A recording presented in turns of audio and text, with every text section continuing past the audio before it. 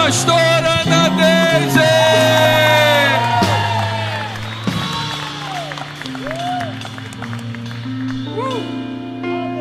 Senhor, aqui está a pastora Ana Deise, Pai, filha do bispo Adilson. Sempre foi uma pessoa que tratou sempre a gente com tanto carinho, com tanta honra. Ela não sabe, mas a gente sempre dentro de casa, quando eu falei assim, amor, pastora Ana Deise vai ministrar, ela, ai meu Deus, a minha gracinha vai vir hoje. E eu não teria como orar sem dizer essas palavras, porque esse lugar é lugar de verdade, é lugar de relacionamento, é lugar, Pai, que o altar só externa aquilo que acontece quando ninguém está vendo. E eu estou muito feliz que a tua filha se sinta à vontade e que a rema do Senhor, as portas do céu, a porta da revelação já esteja aberta para a sua filha, e que vidas, Pai, venham se render nesta noite, corações venham ser quebrantados, porque tu és poderoso, e quem sou eu para negar, Pai, quem tu és, Senhor? Assim eu oro, agradeço ao Senhor pela sua família, e que esta palavra da quinta profética fique marcada em nossos corações, e todos digam Shalom, queridos. Eu fico até emocionada, sabe, irmãos? É o que eu sempre falo, que eu acho impossível não se apaixonar pela pastora Nádia, pelo pastor André, né? Vou até relembrar uma história. Uma vez numa reunião de membro, de líder lá em Citrolândia, aí eu estava dando a reunião, eu falei, não, se eu tivesse que escolher uma ICM para ficar, eu iria para Suruí, porque eu me identifico com o povo de lá, sabe? Aí teve um casal que estava na reunião que falou, não, pastora, a senhora é de Citrolândia, a senhora não pode ir para Suruí. Maravilha. Aí eu pergunto para vocês, onde é que está o casal? Servindo no bistrô Suruí. Josi e André, bênçãos de Deus na nossa vida, que estão emprestados para a ICM Suruí, né? Eles falaram, não, a senhora não vai, e eles vieram na frente. Preparando o caminho. Glória a Deus. Mas aí, queridos, nessa quinta profética, Deus tem falado muito aos nossos corações nesses últimos dias. Quem esteve na semana passada lá no aniversário da ICM Citrolândia, 46 anos que nós completamos. E assim, queridos, Deus falou de forma muito clara sobre a promessa que Ele tem para nós, né? Ele deixou claro que Ele está nos levando para um novo nível de relacionamento com Ele. Ele está nos levando para o lugar da promessa que Ele nos fez. Nós já estamos no caminho, nós já estamos conquistando, batalhas já estão sendo vencidas, mas a promessa em si, Deus está dizendo, vocês vão chegar, mas a batalha também é grande. Então, o recado que Ele nos deu no sábado, através do evangelista Rubens, ele disse, vocês estão indo para um novo nível, e a igreja precisa se armar para a batalha que está para enfrentar. E ele disse mais, somente os corajosos vão colocar as mãos nas armas e vão partir para a guerra, porque os covardes vão fugir, os covardes vão retroceder. Mas eu creio, amado, que a igreja de Suruí em peso vai colocar as mãos nas armas e vai partir para essa guerra, para a conquista dessa promessa, amém? Glória a Deus. Porque aquele que prometeu, irmãos, é o nosso general de batalha. A guerra está indo para um novo nível, mas o nosso general está conosco. E nós precisamos apenas nos preparar para alcançar a vitória daquilo que já está garantido. Glória a Deus. Hoje eu estava meditando, ouvindo uma palavra. Na verdade eu estava lendo, e a irmã escreveu o seguinte, que a igreja precisa aprender a diferença entre milagre e processo. A igreja confunde o que é milagre e o que é o processo.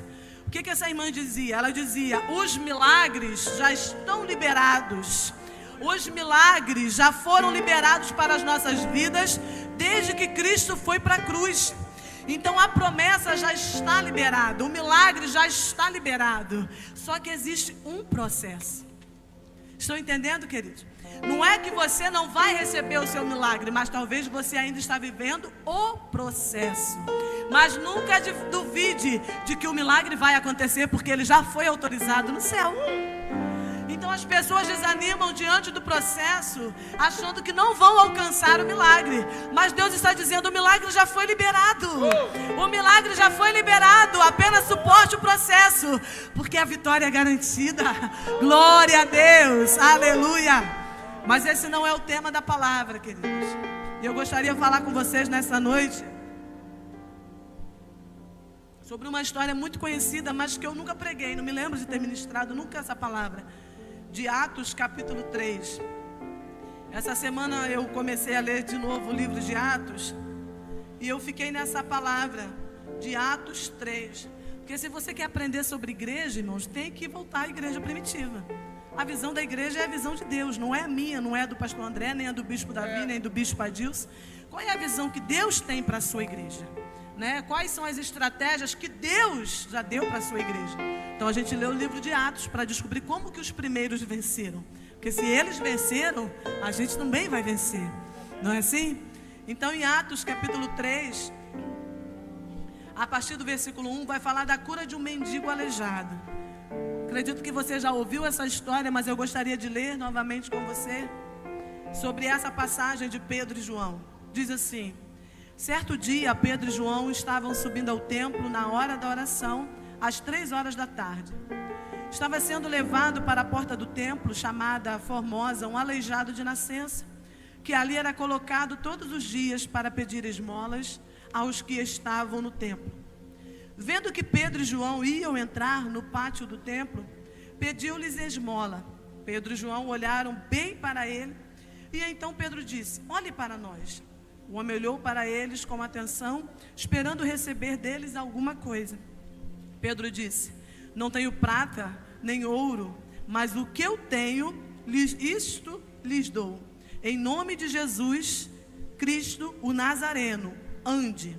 Segurando-o pela mão direita, ajudou-o a levantar-se, e imediatamente os pés e os tornozelos do homem ficaram firmes, e de um salto pôs-se em pé e começou a andar. Depois entrou com eles no pátio do templo, andando, saltando e louvando. Eu acho que era pentecostal, né? Porque ele já entrou, olha, diz que ele acabou de receber a cura.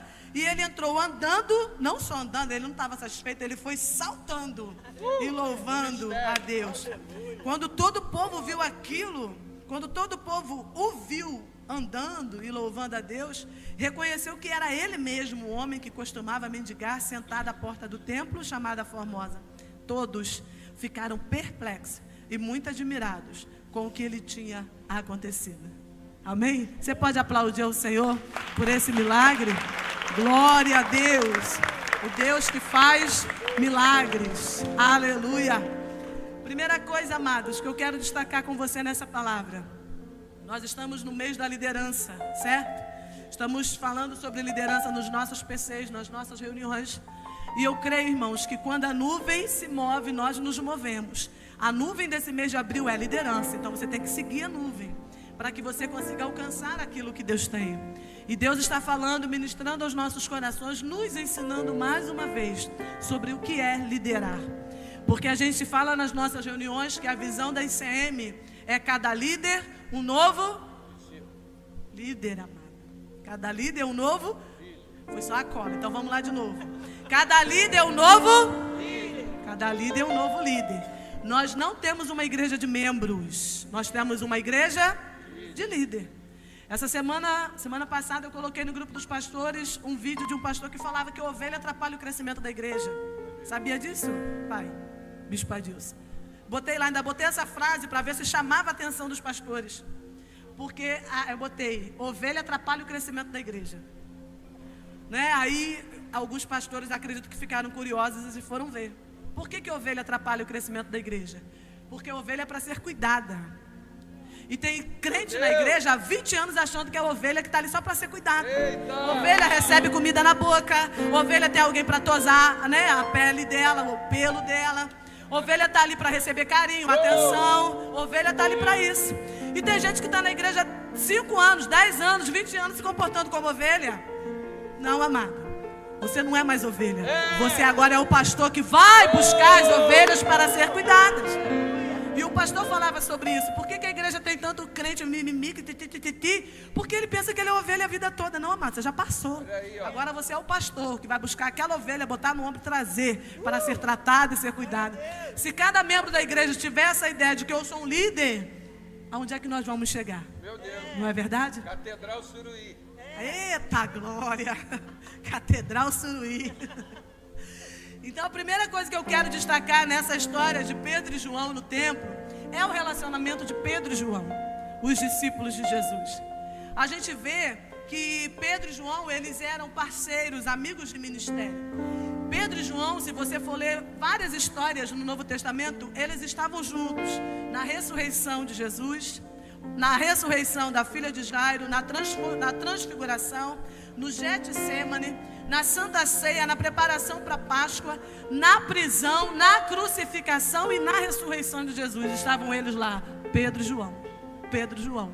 Eles eram parceiros de ministério, amigos inseparáveis. Mas vale destacar uma coisa: eram homens de personalidades completamente diferentes.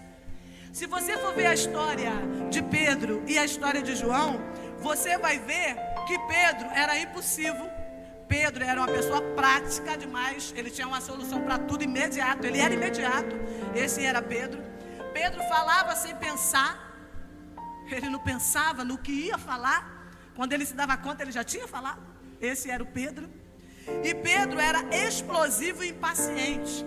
Ontem o diácono que ministrou falou sobre Malco, que Pedro cortou a orelha de Malco. Mas eu acredito fielmente que a intenção de Pedro não era cortar a orelha.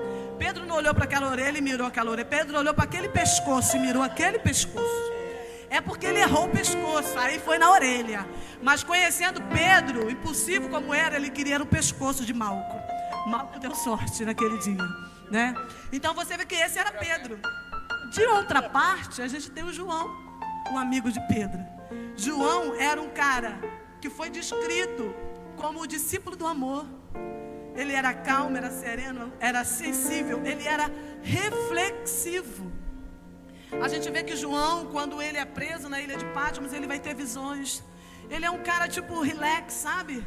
Que pensava, que analisava, que imaginava. Olha como a gente tem 2 pontos completamente diferentes. Um Pedro explosivo com um João calmo, amoroso, sereno, reflexivo.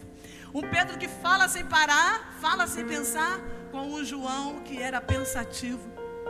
Mas os dois caminhavam juntos, porque tinham um chamado, uma missão. Eles tinham um reino, defendiam um reino, tinham a mesma fé. Então aquilo que João tinha de diferente de Pedro, completava Pedro. O que Pedro tinha de diferente de João, completava João. E é isso, igreja, que você precisa entender. Que para você caminhar junto com o seu irmão, ele não precisa ser igual a você. Vocês precisam apenas ter a mesma fé, o mesmo amor, o mesmo princípio, guardarem a mesma verdade. É só isso que você precisa para você ser um bom líder. Porque às vezes a pessoa fala, mas eu não vou com a cara de fulano, não vou com a cara de ciclano. A gente teve uma pastora uma época citrolândia que ela falava, ninguém vai com a cara de ninguém, cada um vai com a sua própria cara. E não dá para ir com a cara do outro, cada um vai com a sua. Então se você aprender que o irmão é diferente de você, mas ele também está somando no reino, nós vamos conseguir caminhar juntos. Porque João e Pedro eram esses amigos de ministério. E Deus está nos mostrando aqui, através de mais uma história de Pedro e João, que é possível caminhar e amar aquele que é diferente de você. É possível caminhar juntos, sim. Amém? Glória a Deus, aleluia. Então, continuando, irmãos, essa história, a gente vai ver que à porta daquele templo havia um mendigo aleijado, que todos os dias ele era colocado ali na porta daquele templo, na porta conhecida como Formosa.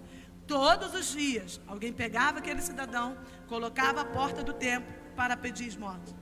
Muitas pessoas religiosas passavam por ele todos os dias, porque os judeus tinham o costume de orar 3 vezes ao dia, 6 da manhã, 9 da manhã, meio-dia, no pôr do sol também eles oravam.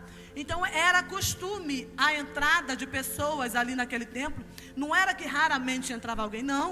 Todos os dias, o dia inteiro, tinham pessoas entrando e saindo daquele templo e o aleijado sentado à porta do templo. Então a gente vê que até Pedro e João também passavam por aquela porta. Eles tinham o hábito de orar no templo. O que Pedro e João estão fazendo aqui, indo para o templo orar, não era algo que estava acontecendo naquele momento como uma novidade, não. Pedro e João, como todo e qualquer bom judeu religioso, eles também iam para o templo para poder orar. Então, diante desse cenário, dessa história que eu li para vocês aqui em Atos capítulo 3, o Espírito Santo me trouxe essa noite não foi sonho não, foi acordado mesmo, tá? Estava acordado ainda. E essa reflexão, e que eu continuei meditando nela durante o dia, que nesse cenário, nessa história, nessa situação, a gente consegue identificar 2 tipos de igreja dentro dessa história do mendigo aleijado. 2 tipos de igreja eu identifico. A primeira igreja, a igreja dos religiosos. Como é a igreja dos religiosos? É a igreja daqueles que cumprem o protocolo todos os dias. Todos os dias estão no templo cantando, orando, dançando, ofertando, ministrando. Todo dia estão ali. Outra característica dessa igreja de religiosos as pessoas são indiferentes à necessidade do outro. Porque todos os dias, os membros daquele templo, os membros daquela igreja, vamos chamar assim, passavam por aquele aleijado. E o aleijado continuava aleijado na porta do templo. E uma igreja formada por religiosos, é uma igreja que vive uma religião de manutenção. O que é isso? Você é aleijado, eu te dou uma esmola. Mato tua fome hoje, te dou o que comer hoje. Tá bom. Amanhã você volta e pega de novo. Existem crentes dentro da igreja aleijados, que hoje vem, come um pouquinho, vai embora. Daqui a pouco ele volta aleijado de novo na mesma situação. Ora por mim, vai na minha casa, me dá um conselho, preciso de você, não consigo, não está indo. São pessoas aleijadas que estão sempre na dependência de outros. Pessoas que estão sempre precisando que alguém os pegue e os leve para o lugar da petição. Pessoas que não conseguem caminhar com as próprias pernas. Uma igreja formada por religiosos é uma igreja que se acostuma com as limitações e com os problemas que ela tem. Ah, mas a gente não avança porque a gente não tem dinheiro. A gente não avança porque a gente não estudou. A gente é um povo inculto. Ah, a gente não avança, eu não avanço porque na igreja que eu estava desacreditaram de mim. Ah, eu não avanço porque eu sofri uma decepção no meu antigo ministério. Não, eu não consigo avançar porque a minha família é desse jeito, então não adianta que eu não vou. Não, eu nasci assim, vou morrer assim. Não, tá bom do jeito que eu tô. Minha família ninguém estudou, para que eu vou estudar? Não, o ambiente onde a gente vive é assim mesmo. A igreja tem que ficar só desse jeito. Falando de Citrolândia, irmãos, eu falo que Citrolândia não cabe a ICM. Porque a ICM está indo para fora. Por quê? Citrolândia não comporta. Ainda é um povo de mente pequena. Ainda é um povo atrasado intelectualmente. Ainda é um povo que olha para a ICM e fala, o povo metido. Olha o povo metido da igreja. Sabe por que é metido, irmão? Porque toma banho, se arruma, penteia o cabelo e vai para o culto. Sabe por que é metido? Porque a vida é trabalho, casa, igreja. Às vezes é mais igreja do que casa. Aí o povo é metido. O povo é metido porque não anda caindo pela rua, bêbado, drogado, não está na esquina se prostituindo. O povo é metido porque acredita no casamento, acredita no futuro do filho, investe no futuro do filho. Aí o povo é metido.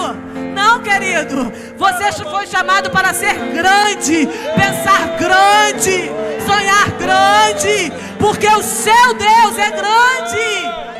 Glória a Deus.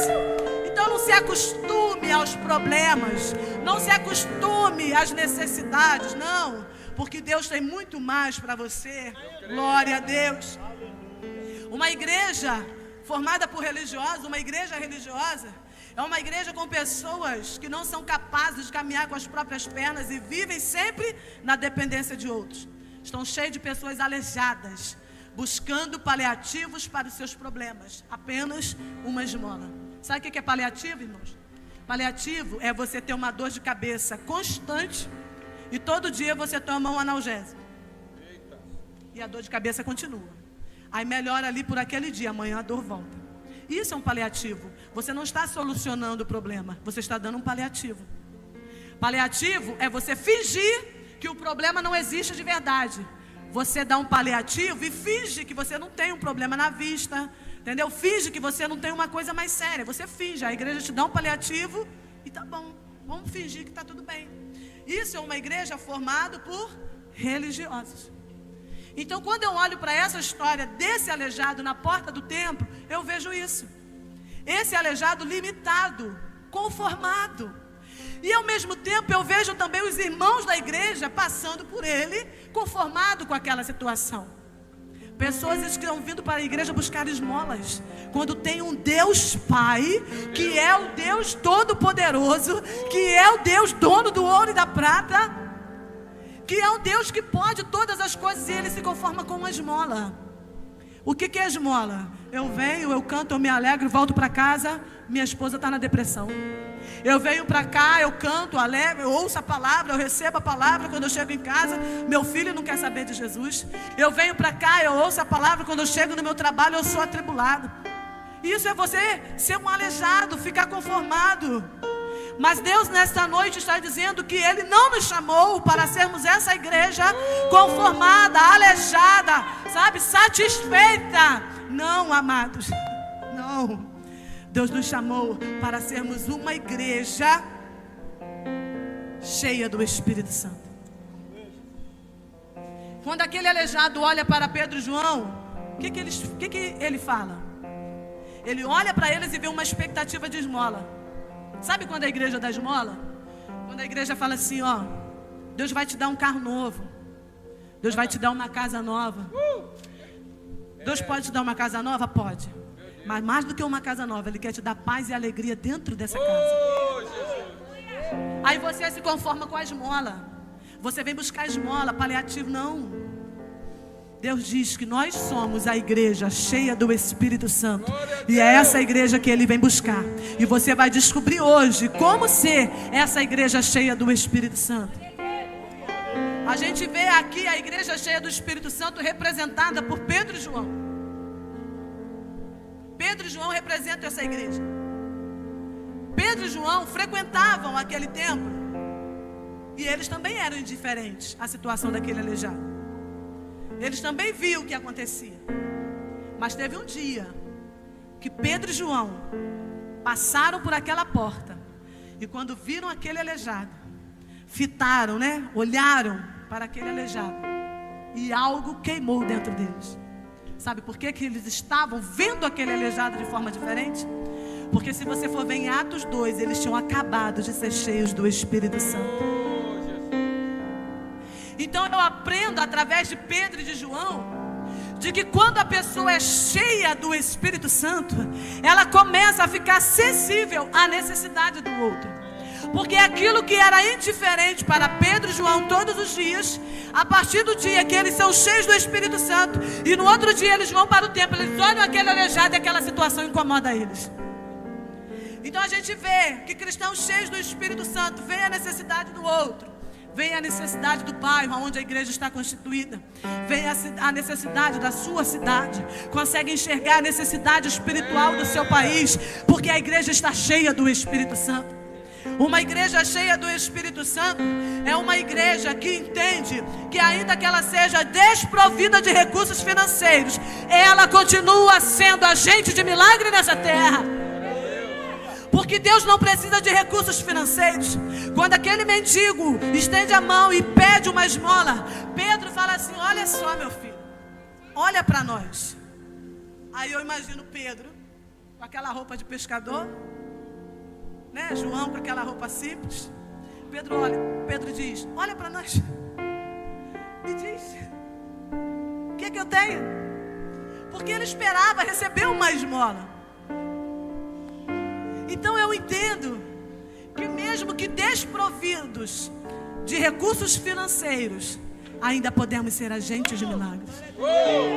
Porque Pedro olha para aquele homem e diz assim: olha para mim.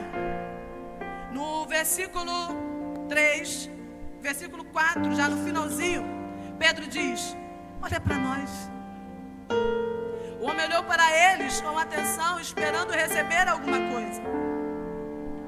E Pedro diz: não temos ouro, não temos prata, mas o que nós temos, nós dividimos com você. Em nome de Jesus, o Nazareno levanta. Sabe o que eles estavam fazendo aqui, queridos? Não estavam dando um paliativo para aquele homem. Porque se eles dessem uma esmola, no dia seguinte o aleijado estaria ali novamente. Então a esmola era só paliativo, mas Pedro queria dar algo a mais para ele. Pedro disse: eu tenho muito mais do que um paliativo, eu tenho aquilo que vai transformar por completo a sua vida. Pedro diz: eu tenho um milagre para a sua vida. Em nome de Jesus, o Nazareno levanta e anda. Glória a Deus. Quando uma igreja é cheia do Espírito Santo, ela entende que mesmo sem recursos, ela ainda serve o Deus que é o Jeová Jireh. Sabe quem é o Jeová Jireh? É o Deus que provê. É o Deus que manda da onde não tem. Quando nós olhamos para a história da ICM, amados, sem querer fazer uma retrospectiva muito grande, a gente podia dizer: olha para nós, olha para a ICM. Quem somos nós? Lá tão distantes. Mas poderá vir alguma coisa boa de Citrolândia? Sim, vem ver. Vem ver. Porque de Citrolândia saiu Guapimirim, de Citrolândia saiu Piabetá, de Citrolândia saiu Suruí, saiu Parada Angélica. E está nascendo, a hora do parto já está marcada para nascer ICM Teresópolis. O parto já está marcado, já vai nascer sábado às 19 horas, o parto está marcado. Quais os recursos nós tínhamos? Olha pra gente. Quem somos nós para construir igreja de 60 mil, 100 mil, 150 mil? Vá visitar a ICM Citrolândia que você vai entender do que eu estou falando. Mas um dia, pastores chegaram naquele lugar e falaram: eu não vejo mais bicicletas nesse estacionamento, eu vejo carros nesse estacionamento. Só tinha bicicleta, irmã, cada um na sua. E quem não tinha ainda levava o colega. Meu marido, coitado, tinha que me carregar, porque era uma só. Tinha que carregar. Mas nós tínhamos uma promessa: recursos zero. Mas o Jeová Jireh foi quem fez a promessa. Glória a Deus. Não sabemos ainda aonde vamos chegar. Não sabemos quantas promessas, quantas ICMs, mas nós temos promessas que muitas ainda virão. Glória a Deus. Porque nós não precisamos de recursos da terra se o céu estiver aberto sobre nós. Ele manda. Ele manda. A gente não sabe de onde vem, mas vem. Glória a Deus. Então uma igreja que é cheia do Espírito Santo sabe que o seu Deus é o Jeová Jireh, que estará sempre provendo. Uma igreja cheia do Espírito Santo não prega um evangelho paliativo de esmolas, de carro, dinheiro, não. Prega muito mais do que isso. Ela prega um evangelho de fé. Ela prega um evangelho de libertação.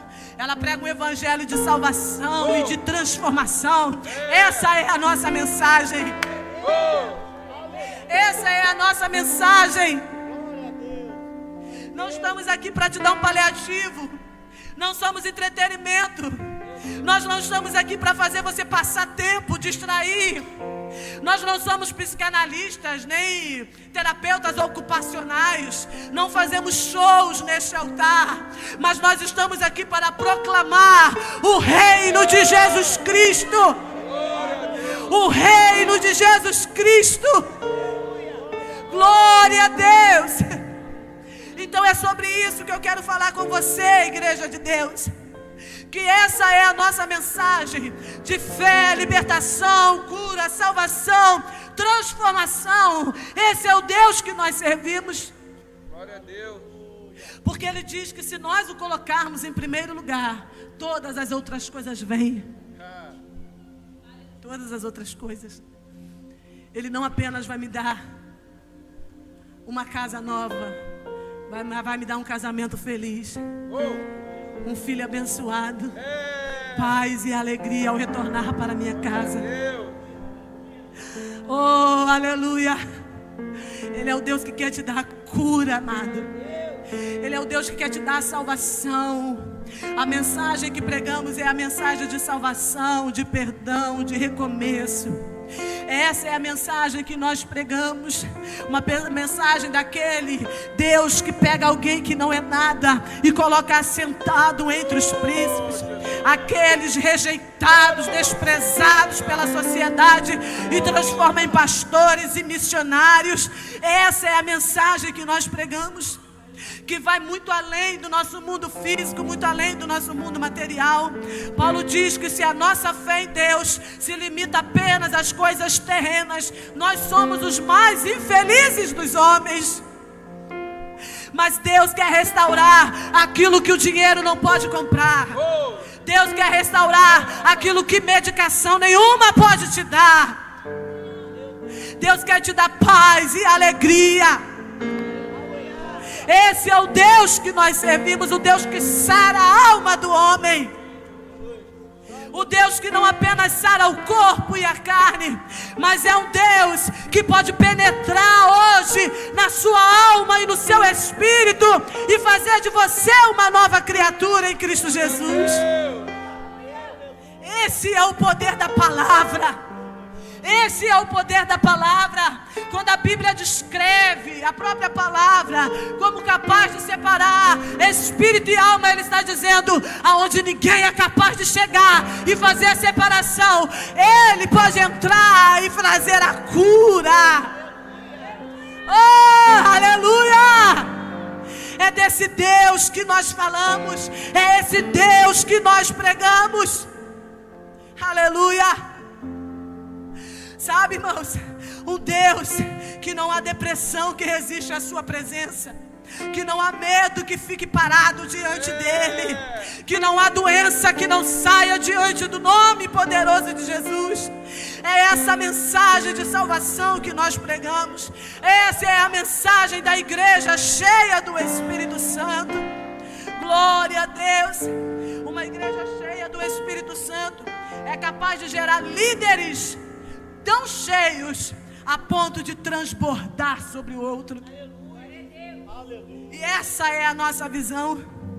Pedro e João na porta daquele tempo falou: olha, eu não tenho nada, nós não temos nada, mas daquilo que nós fomos cheios, lá em Atos 2, daquilo que nos enchemos, nós liberamos sobre você. Isso é ser um líder eficaz. Isso é ser um líder segundo o chamado do Senhor. Você está entendendo, líder? Deus te chamou para isso. Olha aí, ó. Embora você não tenha recurso, mas você pode ser cheio do Espírito Santo e começar a ministrar vida sobre outras vidas. Mas eu não sei falar. Você não precisa saber falar, você só precisa do Espírito Santo dentro de você. Ah, mas eu não tenho recurso nenhum. Você não precisa, porque se o Espírito estiver em você, Ele vai fazer através de você aonde você estiver. Então uma igreja cheia do Espírito Santo é uma igreja formada por líder e olha para si e fala assim: olha para mim. Aí eu te pergunto, querido, você pode dizer olha para mim hoje? Olha para mim. Estou olhando. Quem é você? Está entendendo, igreja? Quando eu falo líder é porque eu estou falando para a igreja toda, porque nós somos uma igreja de líderes. Quem é você hoje? Quem é você dentro da sua casa? Quem é você dentro do seu trabalho? Quem é você na igreja? Quem é você na rua? Quem é você? Porque Pedro toma a responsabilidade para ele e fala: olha para mim. Olha quem eu sou. Embora eu não tenha nada, mas aquilo que eu tenho, eu te dou. Uma igreja cheia do Espírito Santo geram líderes que são capazes de estender a mão. Porque Pedro liberou uma palavra sobre aquele aleijado. Pedro falou: em nome de Jesus o Nazareno, levanta e anda. O aleijado andou? O aleijado andou? Não. Quando Pedro estende a mão, o aleijado segura a mão de Pedro e de um só salto se coloca de pé e começa a cantar e a dançar e a entrar pelo templo, cantando e dançando. Ah, meu Deus! Sabe o que eu aprendo com essa palavra? Que não basta liberar a palavra, tem que estender a mão. Não basta falar, tem que colocar na prática. As pessoas estão cheias de gente falando, mas poucos estão dispostos a estender a mão e falar: vem comigo. Glória a Deus! Glória a Deus! O céu se move quando a terra se move. Quando você estende a mão, milagres acontecem. Quando você decide estender a mão, vidas são restauradas. Quando você decide estender a mão, almas são libertas. Quando você, líder, decide estender a mão para alguém. Aleluia! Glória a Deus! Uma igreja cheia do Espírito Santo, ela vai produzir líderes cheios de fé, que vão dizer, como Pedro disse naquele dia: levanta e anda, segura a minha mão que eu estou contigo. Levanta e anda, saia desse comodismo. Levanta e anda, abandona o pecado. Levanta e anda, vai dar certo. Eu estou contigo, Deus está conosco e nós vamos avançar em fé. Aleluia! Então, resumindo, qual era o segredo de Pedro e João? Atos 2. Antes de Atos 2, eles eram indiferentes ao aleijado. Mas em Atos 2, a Bíblia vai dizer que ouviu-se um som como de um vento impetuoso, e desceram línguas como que de fogo, e pousou sobre cada crente naquele lugar, e todos foram cheios do Espírito Santo. Você pode ficar de pé nesta noite, querido? Glória a Deus. Tem um teólogo escocês chamado F.F. Bruce, Frederick Bruce. Ele diz que, esse teólogo diz que há apenas um batismo, mas há muitos enchimentos. Há apenas um batismo, mas há muitos enchimentos. E Deus quer hoje encher você, você crê? Deus hoje quer fazer de você essa igreja cheia do Espírito Santo, para alcançar as vidas que estão perdidas, para alcançar aqueles que estão se perdendo. Deus quer te encher com o Espírito Santo.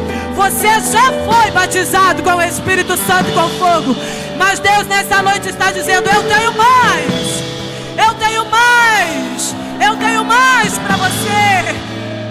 Aleluia! Glória a Deus! Quando não me clama, nas águas não vou afundar.